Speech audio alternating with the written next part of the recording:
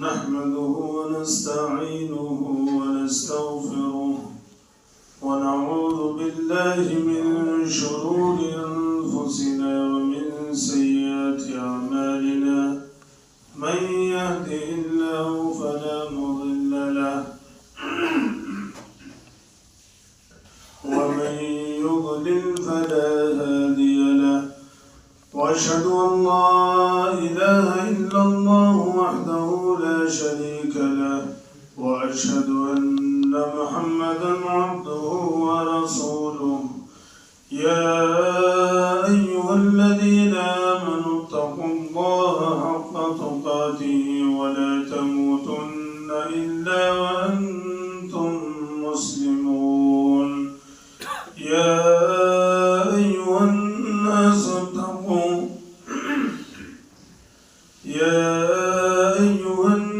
اتقوا ربكم الذي خلقكم من نفس واحدة وخلق منها زوجها وبث منهما رجالا كثيرا ونساء واتقوا الله الذي تساءلون به والأرحام إن الله كان عليكم رقيبا يا أيها الذين آمنوا اتقوا الله وقولوا قولا سديدا يصلح لكم أعمالكم ويغفر لكم ذنوبكم ومن يطع الله ورسوله فقد فاز فوزا عظيما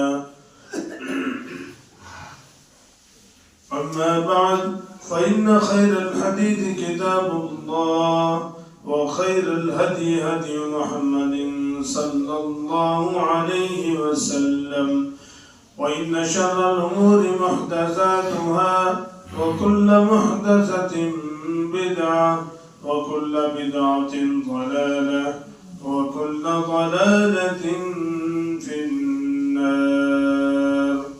أعوذ بالله السميع العليم من الشيطان الرجيم. بسم الله الرحمن الرحيم. حميم والكتاب المبين إنا أنزلناه في ليلة مباركة إنا كنا منذرين. رب اشرح لي صدري ويسر لي أمري واحلل عقدة من لساني يفقهوا قولي. ربي زدني علما ربي زدني علما ربي زدني علما.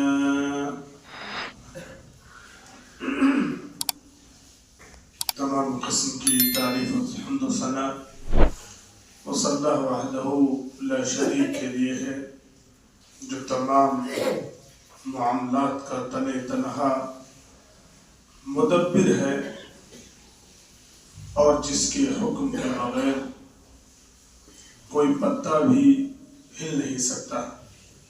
بعدہ درود و سلام نازل ہو تمام انبیاء کرام کے اوپر، خصوصاً نبی آخر الزمان رحمت للعالمین جناب محمد رسول اللہ صلی اللہ علیہ وسلم پر. معزز سامعین و حاضرین جمعہ، یہ شعبان کا آخری ہفتہ ہے اور پچھلے ہفتے شعبان کے روزوں کے تعلق سے اور ان کی حقیقت کیا ہے اور کون سے روزے سنت ہیں اور کون سا روزہ بدعت ہے، اس کے تعلق سے بات گزری ہے. آج کے خطبے میں شعبان میں ہونے والی بدعات کا سرسری طور پر ہم جائزہ لیں گے. ویسے تو یہ رسمی خطبہ ہے کیونکہ ہر سال شعبان کے مہینے میں، رجب کے مہینے میں، ربیع الاول کے مہینے میں جو بدعات کے اوپر مسلسل خطبے ہوتے ہیں، لیکن اس کے باوجود بھی مسلمان جو بدعتی ذہنیت کا ہو اگر اسے اللہ کی توفیق نصیب ہو جائے تو وہ ان دلائل کے اوپر غور کر کے اپنے بدعقیدگی سے باز آ جاتا ہے. اور اگر کوئی نیوٹرل ذہن کا ہو تو اس کے لیے دلائل اور بدعت، صحیح اور غلط، اور حقیقت اور فساد سب ایک جیسا ہے. لیکن ہم اللہ رب العالمین سے دعا کرتے ہیں اللہم ارنا الحق حقا وارزقنا اتباعہ وارنا الباطل باطلا وارزقنا اجتنابہ. اللہ تو ہمیں حق دکھا اور حق کا پیروکار بنا، اور باطل دکھا اور باطل سے محفوظ رہنے کی توفیق عطا فرما. آج کے خطبے میں شعبان میں ہونے والی بدعات کا سرسری طور پر میں ذکر کروں گا تاکہ اگلے سال تک کے لیے ایک یاد دہانی ہو جائے کہ حقیقت کیا ہے اور فسانہ کیا ہے. شعبان کے مہینے کی ایک بدعت یہ ہے کہ اس مہینے میں قرآن مجید نازل ہوا، اور دلیل میں سورہ دخان کی آیت پیش کی جاتی ہے جو میں نے خطبے میں پڑھی، حامیم والکتاب المبین انا انزلناہ فی لیلۃ مبارکۃ انا کنا منذرین. ہم نے اس کتاب کو نازل کیا مبارک رات میں. اگر آپ تفسیر کا مطالعہ کریں گے تو آپ کو پتہ چلے گا کہ اس آیت کریمہ میں لیلۃ مبارکۃ کا جو لفظ ہے اس سے مراد کیا ہے. ظاہر بات ہے کہ جس کو بدعت کرنی ہوگی وہ ان سب جھنجھٹوں میں نہیں پڑے گا، لیکن جو حقیقی معنوں میں دین کو سمجھنا چاہے گا وہ ضرور اس چیز کی جانچ پڑتال کرنے کے لیے علماء کے پاس آئے گا، اس آیت کے تعلق سے معلوم کرے گا. لیکن علماء سے مراد علماء ربانی، جو جن کے پاس صحیح علم ہو. وہ جب تفاسیر کا ہم مطالعہ کرتے ہیں تو ہمیں معلوم ہوتا ہے کہ سورہ دخان کی اس آیت کریمہ کی تفسیر ہمیں ملتی ہے سورۃ القدر سے، اور جس کے اندر اللہ رب العالمین نے انا انزلناہ فی لیلۃ القدر، اللہ رب العالمین نے واضح کر دیا کہ لیلۃ مبارکۃ جو سورہ دخان کے اندر بیان کیا گیا اس سے مراد میں اصل میں کون سی رات مراد ہے؟ وہ لیلۃ القدر مراد ہے جس کے اندر اللہ رب العالمین نے قرآن مجید کو نازل کیا. مختلف اقوال کے مطابق 21ویں یا 23ویں شب یا بعض روایتوں میں 25ویں شب کا ذکر آتا ہے کہ اللہ رب العالمین نے لوح محفوظ سے آسمان دنیا کے اوپر پورے قرآن مجید کو ایک ساتھ نازل کیا، اور پھر آسمان دنیا سے جب جب حالات اور جس طریقے کی جس چیز کی ضرورت پڑتی رہی، آسمان دنیا سے اللہ رب العالمین حضرت جبرائیل علیہ السلام کے واسطے سے قرآن مجید کو نازل کرتا رہا. تو اللہ رب العالمین کا جو قول ہے انا انزلناہ فی لیلۃ القدر، ہم نے اس قرآن مجید کو لیلۃ القدر میں نازل کیا، وہ سورہ دخان کی اس آیت کی شرح بیان کر رہی ہے کہ لیلۃ القدر اور لیلۃ المبارکہ دونوں ایک ہی رات ہیں. لہذا مسلمانوں کے اندر سب سے بڑی غلط فہمی تو یہ ہے کہ لیلۃ المبارکۃ سے مراد وہ لوگ شعبان کی 15ویں رات لیتے ہیں، اور ان کے پاس اگر آپ دلیل مانگے دلیل میں پیش کرنے کے لیے کچھ نہیں ہے سوائے ایک روایت کے جو کہ من گھڑت روایت ہے، موضوع روایت ہے، اور اس کا تعلق روزوں سے بھی ہے، اور جس کے تعلق سے اکثر محدثین نے اس کو موضوع، من گھڑت اور ضعیف روایت قرار دیا ہے. لیکن ظاہر بات ہے کہ انسان کو اپنا مسئلہ اور اپنا الو سیدھا کروانے کے لیے کہیں سے کوئی جز مل جائے تو وہ اس کے اوپر عمل شروع کر دیتا ہے. جیسا کہ ہمارے ہندوستان کے اندر رہنے والے جو بھائی سود کے تعلق سے اپنے دل میں نرم گوشہ رکھتے ہیں تو وہ لوگ ان کو کہیں سے بھی کوئی دلیل ملے تو وہ اس کے اندر گھس جاتے ہیں اور وہاں کا مردہ وہ حلال قرار دے لیتے ہیں. تو اسی طرح سے بدعاتی کا حال ہے کہ بدعاتی بھائی اپنے اس 15ویں شعبان کی تائید کو اور اس کی رات کو قیام اللیل کرنے کے لیے اور اس قرآن مجید کے نازل ہونے کے لیے من گھڑت تعلق سے جو ان کے اپنے ذہنی خیالات ہیں یا ان کے اپنے ملاؤں کے خیالات ہیں، تو وہ لوگ اس لیلۃ المبارکۃ سے مراد شعبان کی 15ویں رات لیتے ہیں۔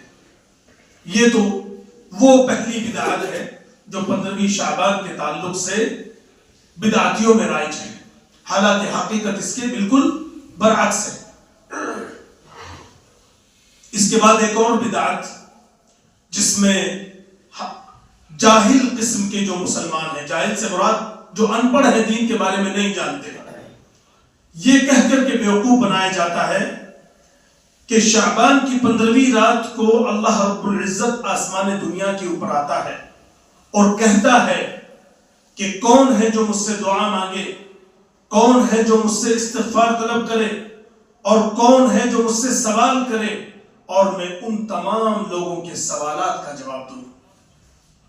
لیکن جب ہم حدیثوں کا مطالعہ کرتے ہیں تو ہمیں پتہ چلتا ہے کہ یہ شعبان کی 15ویں رات کا معاملہ نہیں ہے، بلکہ ہر رات اللہ رب العزت آسمان دنیا کے اوپر آ کر یہ تمام چیزیں دہراتا ہے۔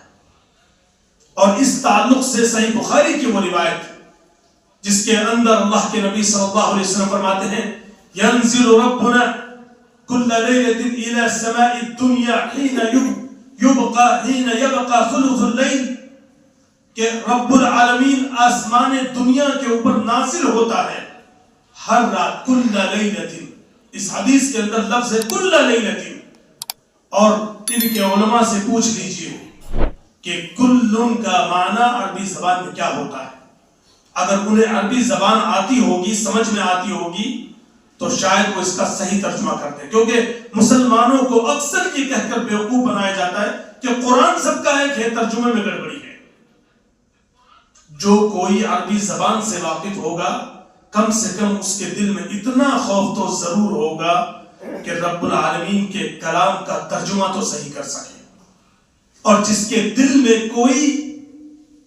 کوئی اللہ رب العالمین کے لیے احساس نہیں ہوگا، کوئی محبت نہیں ہوگی اس کے کلام کی، وہ اپنے الو سیدھے کرنے کے لیے قرآن مجید کی آیت کو پیش کرے گا جیسے کہ بدعتی پیش کرتے ہیں، کہ قرآن مجید کی آیت کو پیش کیا اپنے بدعت کے معاملے کو سیدھا کرنے کے لیے۔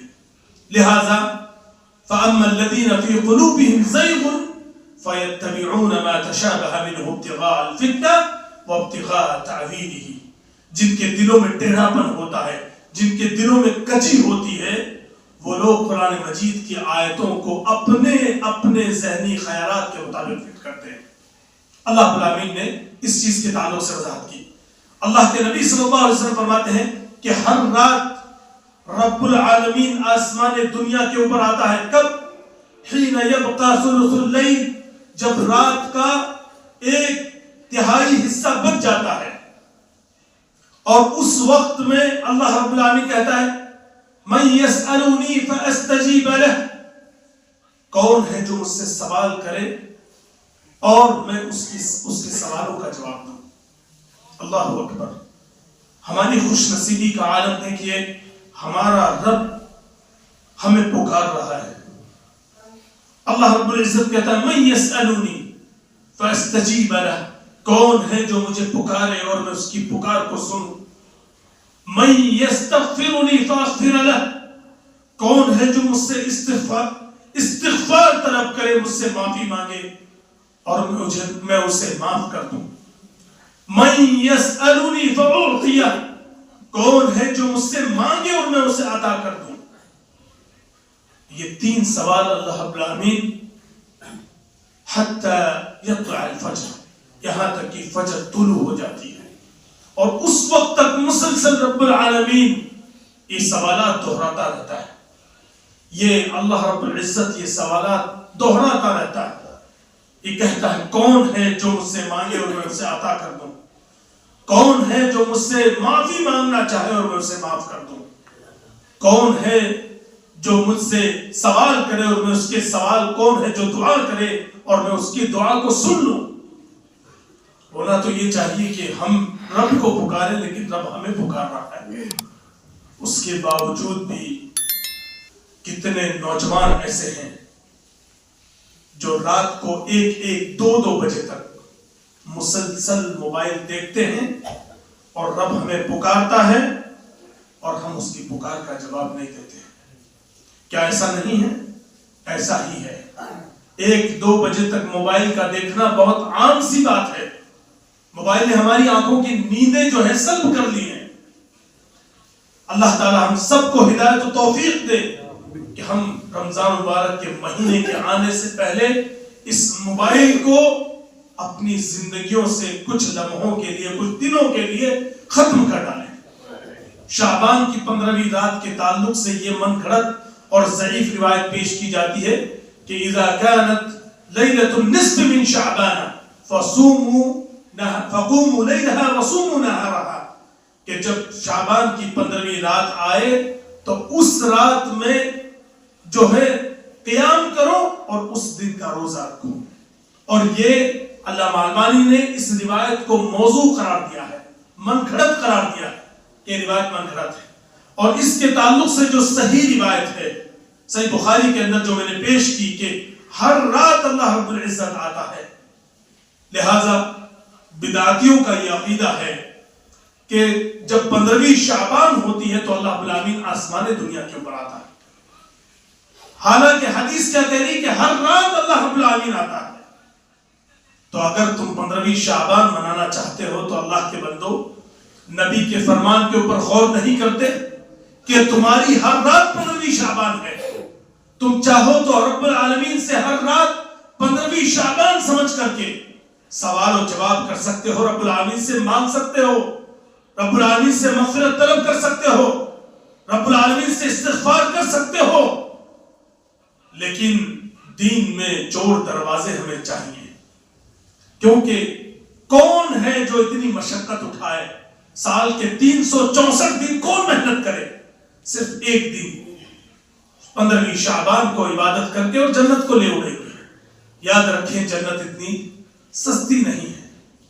یہ وہ دوسری بدعت ہے جو شعبان کے مہینے میں، اس مہینے کی مظلومیت کے اوپر غور کیجئے کہ یہ مہینہ جتنا فضائل کا حامل تھا، جتنے نفلی روزے کثرت سے اس مہینے میں رکھے جا سکتے تھے، اتنے کھانے کے تیوہار اس مہینے میں منائے جاتے ہیں۔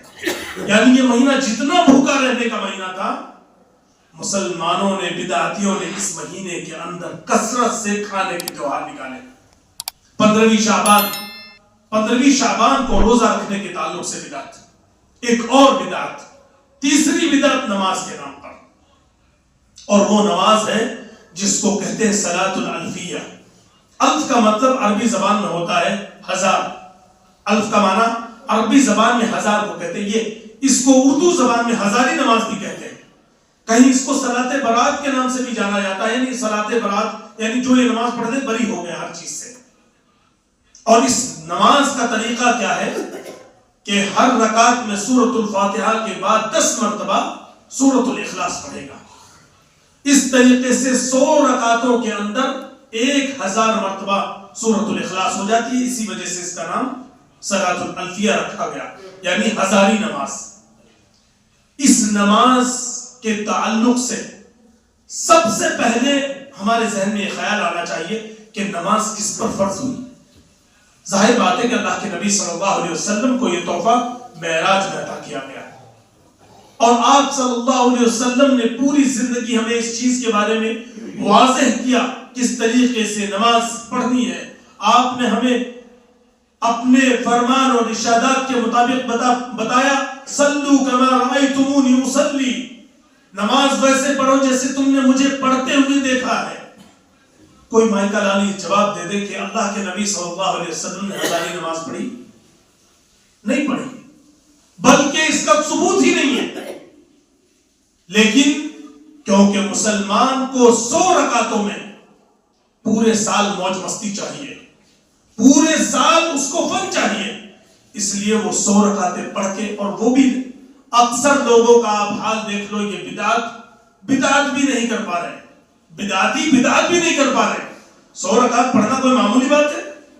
20 رکعت میں ٹانگیں جواب دے جاتی ہیں، اور 8 رکعت میں تو اگر کھڑے ہو جائیں تو پیچھے قوالیاں گانے لگتے ہیں ان کے قدم۔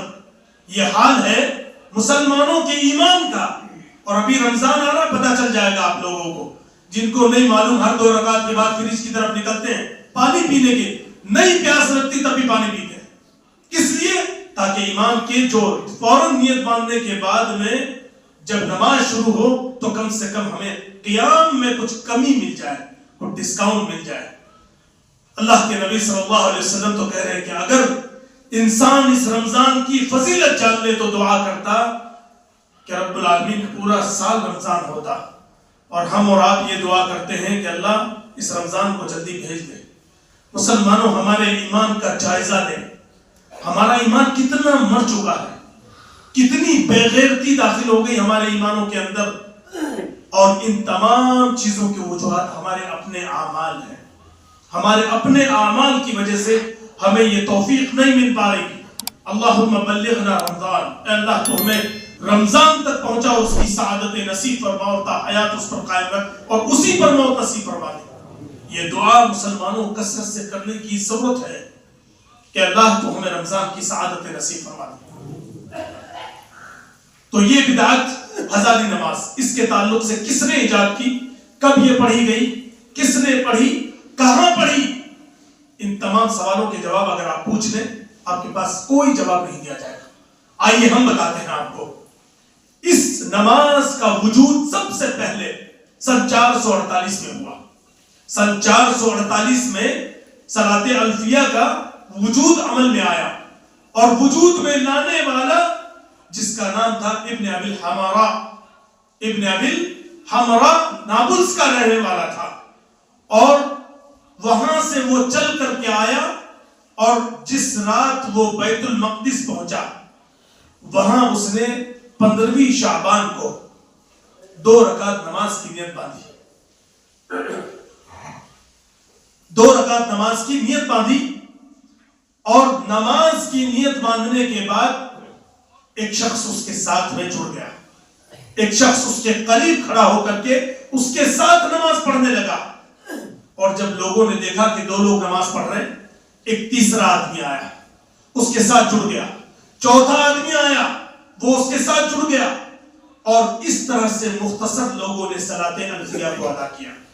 اس کے بعد یہ انسان واپس نابلس چلا گیا، اور اگلے سال پھر 15ویں شعبان کو آیا، یہ ابن ابی الحمراء، یہ شخص واپس آیا اگلے سال 15ویں شعبان کو، اور اس بدعتی نے پھر 15ویں شعبان کو بیت المقدس کے اندر پھر نماز کے لیے نیت باندھی، اور اس سال اس سے زیادہ لوگ اس کے ساتھ جڑے، اس سے زیادہ لوگوں نے اس کے پیچھے نماز پڑھی، اور اس طریقے سے یہ نماز، یہ بدعت والی نماز، جس نماز کا اللہ کے نبی صلی اللہ علیہ وسلم نے حدیث کے اندر جو خیر کے زمانے بیان کیے، خیر القرون قرنی ثم الذین یلونہم ثم الذین یلونہم، سب سے بہترین میرا زمانہ، اس کے بعد اس سے ملا ہوا زمانہ، اس کے بعد اس سے ملا ہوا زمانہ، اور یہ زمانہ 448 ہجری والا ان دونوں ہی زمانوں میں نہیں آتا، ان تینوں زمانوں میں نہیں۔ راوی کو شک ہے کہ آپ صلی اللہ علیہ وسلم نے 2 مرتبہ کہا یا 3 مرتبہ کہا،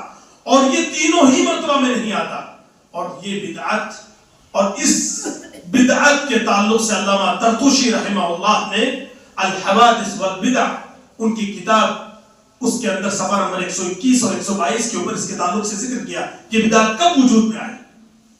جتنی وضاحت کے ساتھ ہم لوگ ان بدعتوں کو صفحات کے ساتھ، نام کے ساتھ، سب کے ساتھ ذکر کر رہے ہیں، اس طرح سے کوئی مائی کا لال بدعتی حوالہ دے دے ہمیں کہ اس نماز کو نبی صلی اللہ علیہ وسلم نے یا آپ کے صحابہ نے اس سن میں، اس جگہ پر، اس سال میں نماز پڑھی، اللہ کی قسم ہم سب سے پہلے ہوں گے جماعت قائم کرنے والے، لیکن تا قیامت وہ اس کا حوالہ پیش نہیں کر سکتے، الا یہ کہ من گھڑت چیزیں، اور اگر آپ تحقیق کریں گے تو آپ کو پتا چلے گا کہ کچھ نہیں ہے، کوڑا کاغذ ہے، اس کے اوپر جو مرضی آئے لکھ لو۔ یہ حال ہے بدعتیوں کی بدعت کا۔ یہ تو ہوئی تیسری بدعت، اور اس کا کوئی اسلام کے اندر ثبوت نہیں۔ ایک چوتھی بدعت، اس مہینے کے اندر سب سے زیادہ لوگ قبرستان کی زیارت کرتے ہیں۔ قبرستانوں کا حال یہ کہ علماء والحفیظ جاؤ تو آخرت یاد نہیں آتی، اور یاد رکھیں کہ وہ قبرستان ہی نہیں ہے جس کو دیکھ کر کے آخرت کی یاد نہ آئے۔ مزاروں کو اسی لیے قبرستان نہیں کہا جا سکتا کیونکہ ان کے اوپر جو رنگینی ہوتی ہے، کہیں تازہ ترین پھول، مہنگی مہنگی چادریں، یہ تمام چیزیں، اور مہنگے انواع اور اقسام کے عطور جو ہندوستان میں کسی کو میسر نہ ہو، وہ مردوں کے اوپر بہا دیے جاتے ہیں۔ اور وہ قبرستان جس کو دیکھنے کے بعد آخرت کی یاد نہ آئے، اللہ کے نبی صلی اللہ علیہ وسلم نے اس کی زیارت کو حرام قرار دیا ہے۔ وہ قبرستان نہیں ہے۔ صحابہ کرام جب اسلام کے اندر داخل ہوئے، آپ کے ایمان تازہ اور نئے تھے، آپ شرک و بدعات کے پورے احکامات سے واقف نہیں ہوئے تھے، تب اللہ کے نبی صلی اللہ علیہ وسلم نے ارشاد فرمایا تھا، اور جب ان کے دلوں میں ایمان اور عقیدہ اور توحید جب پیوست ہو گئی اور ایمان کا عقیدہ راسخ ہو گیا اچھے سے، اس کے بعد اللہ کے نبی صلی اللہ علیہ وسلم نے فرمایا الا انی نہیتکم عن زیارت القبور فزوروها۔ ابتداء اسلام میں نے تمہیں منع کیا تھا کہ قبروں کی زیارت مت کرنا، لیکن اب میں تمہیں اجازت دیتا ہوں کہ قبروں کی زیارت کر لینا، فإنها تذکرکم الآخرہ۔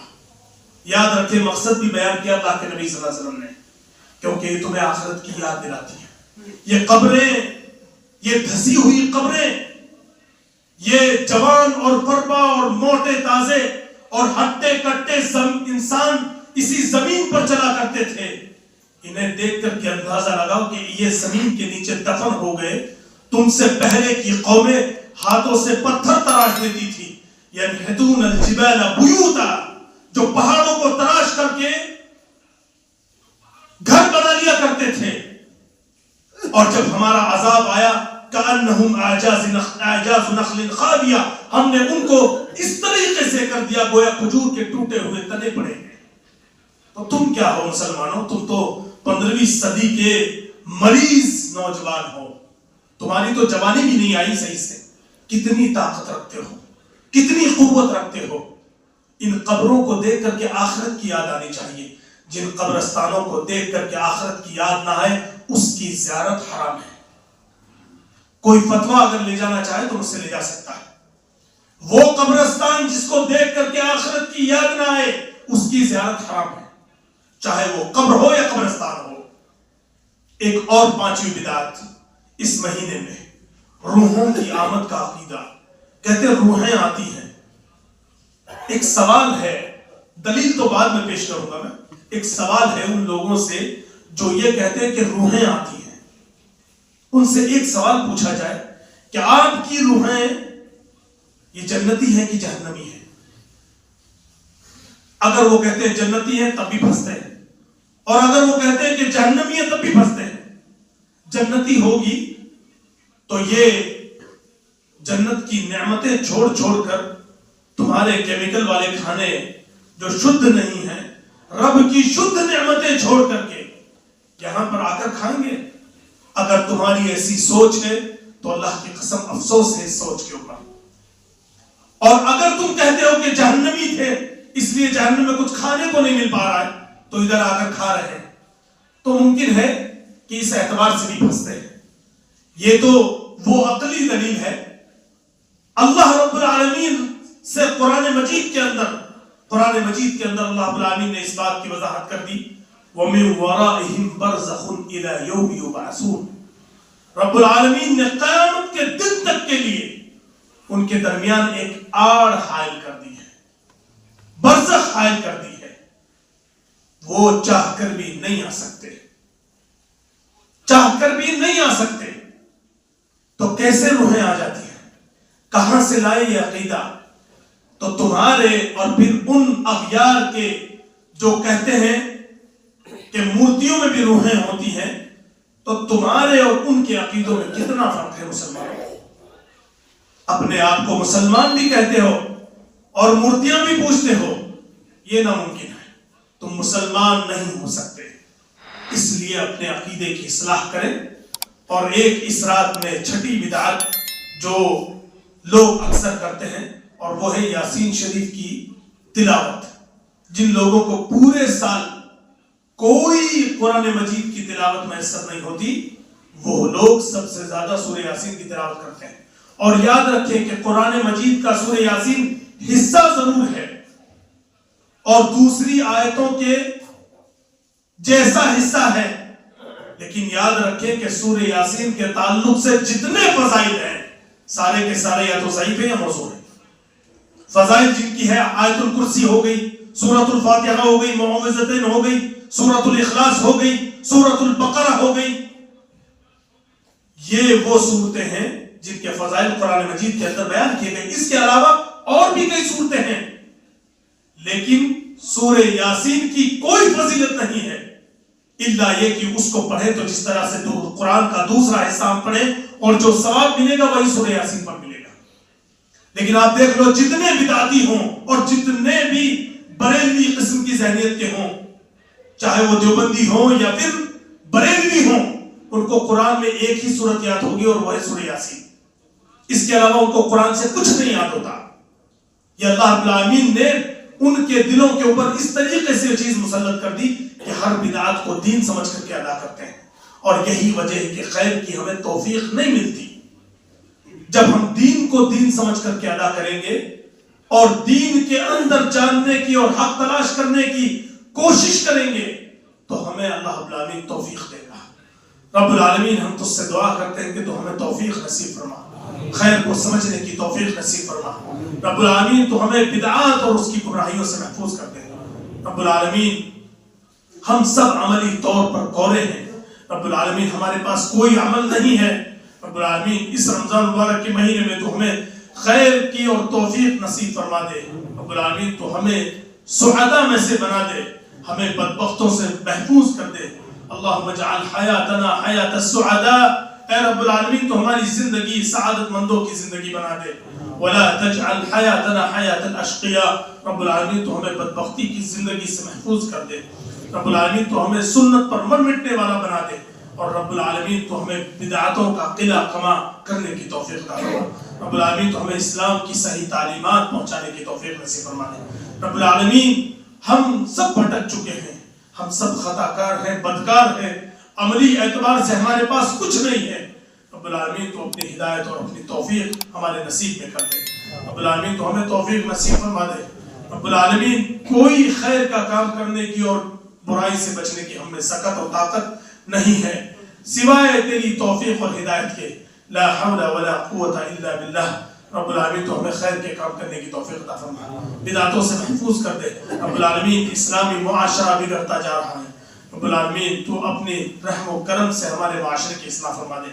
رب العالمین رمضان آ رہا ہے، ہمارے دلوں کی اصلاح فرما دے۔